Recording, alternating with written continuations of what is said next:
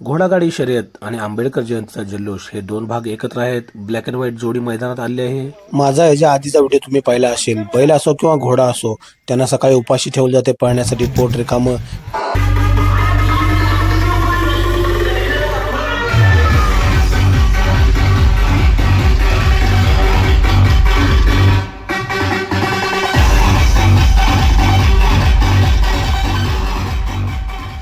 बाबासाहेब आंबेडकरांची जयंती 2 दिवसाने आहे, पण सुरुवातीलाच बोर्ड वगैरे फलक लावले आहेत आणि बाळूमामाचा भंडारा उत्सव तर त्या दिवशीच होता.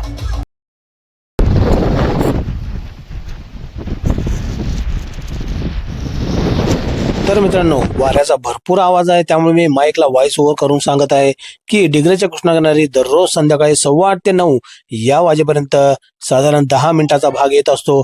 तर हा भाग आपण पहा. आणि आज जो भाग आहे, हा भाग आपल्या गावी मैदान भरलं आहे बैलगाडी आणि घोडागाडीचं, याचा भाग आहे. आणि त्याच्यानंतर पुन्हा लगेच जोडणं आंबेडकर जयंतीचा भाग आहे. असे मिळून हा भाग 15 मिनिटाचा झालेला आहे. आपण जास्तीत जास्त 10 मिनिटाचाच भाग करायचा प्रयत्न करतोय, पण कधी कधी भाग 15 मिनिटाचे देखील होतात. मात्र त्या भागामध्ये मनोरंजन असे असते की तुम्हाला अजिबात बोर होणार नाही. आणि डिग्रजचा कृष्णाकाठ वेगवेगळे भाग येतच असतात.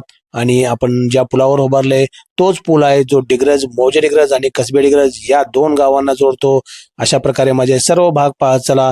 सुरक्षित राहा, खुश राहा. आणि हे जे डिग्रज गाव आहे याकडेचे भाग तुम्हाला आवडत असल्यास नक्की तुमच्या मित्रांशी शेअर करत चला.